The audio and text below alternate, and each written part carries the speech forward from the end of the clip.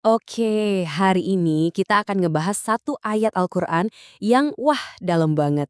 Sebuah ayat yang benar-benar ngajak kita buat mikir lagi, apa sih sebenarnya hakikat dari kehidupan yang lagi kita jalanin ini? Anda pasti pernah ngerasa kan, kayak lagi di atas treadmill, sibuk banget ngejar kesuksesan, ngejar kebahagiaan, ngejar semua pencapaian duniawi.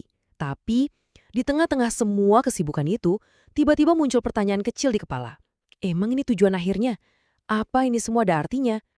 Nah, disinilah Al-Quran datang ngasih kita sebuah perspektif yang bisa mengubah segalanya. Ayat ini tuh kayak kacamata baru yang bikin kita bisa ngelihat realitas dengan jauh lebih jernih. Yuk kita selami lebih dalam lagi. Oke, kita coba bedah dulu bagian pertama dari ayat ini ya.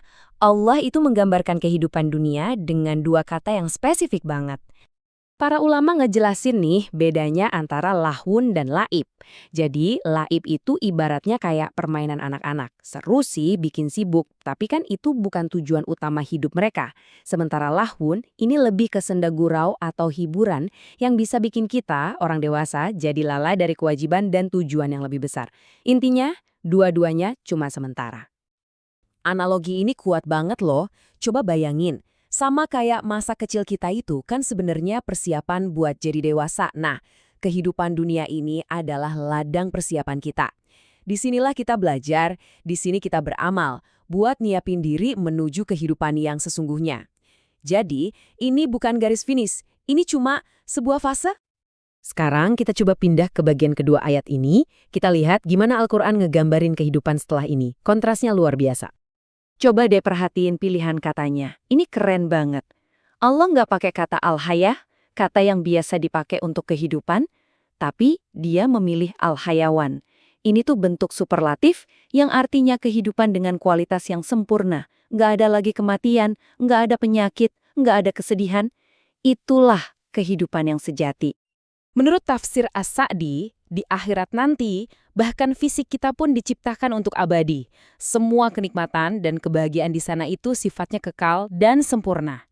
Sesuatu yang mustahil kita temukan di dunia ini kan? Nah, sekarang pertanyaannya, apa hubungannya konsep ini sama kita hari ini? Mari kita lihat gimana permainan dunia ini seringkali ngejebak kita dalam gaya hidup yang namanya hedonisme. Nah, ini dia nih wujud modern dari lahwun walaib. Waktu kita terlalu fokus sama permainan dunia, kita jadi terobsesi sama materi. Selalu ngerasa kurang dan terus-terusan ngejar kenikmatan sesaat. Ini tuh semacam penyakit hati yang bikin kita lupa sama tujuan kita yang sebenarnya. Ada satu perumpamaan yang indah banget buat ngegambarin ini. Hidup kita ini kayak sebuah pelayaran. Kita lagi ada di atas kapal menuju sebuah tujuan akhir. Tapi sayangnya, banyak dari kita yang malah keasyikan sama pesta dan hiburan di atas kapal, sampai kita lupa kalau kapal ini sebenarnya lagi berlayar menuju suatu tempat. Dan siklus ini tuh benar-benar dijelasin di ayat selanjutnya dari surah Al-Ankabut. Waktu badai datang di tengah laut, semua orang, bahkan yang nggak beriman sekalipun, pasti akan tulus berdoa sama Tuhan.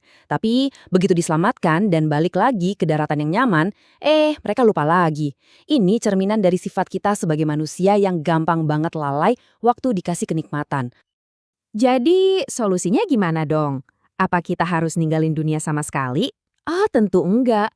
Islam itu ngajarin kita soal keseimbangan. Poin kuncinya itu adalah perubahan mindset. Pesannya itu bukan buat nolak dunia, tapi buat menempatkan dunia ini pada posisi yang semestinya. Cuma sebagai jembatan menuju akhirat, bukan sebagai tujuan akhir itu sendiri. Nah, ayat ini nih yang ngasih kita keseimbangan yang sempurna. Kita disuruh untuk pakai nikmat dunia sebagai sarana buat meraih akhirat, tapi jangan lupa juga sama bagian kita di dunia ini. Nikmatin aja karunyanya, syukuri, dan jadiin itu semua sebagai bekal. Pada akhirnya, semua pembahasan ini balik lagi ke diri kita masing-masing. Ini adalah sebuah undangan untuk kita merenung, untuk refleksi yang lebih dalam. Nah, ini pertanyaan yang seharusnya kita tanyain ke diri sendiri setiap hari. Di tengah kesibukan kita dalam permainan dunia ini, benih apa sih yang lagi kita tanam untuk keabadian nanti? Apakah benih kebaikan, iman, dan amal soleh? Pilihannya ada di tangan kita.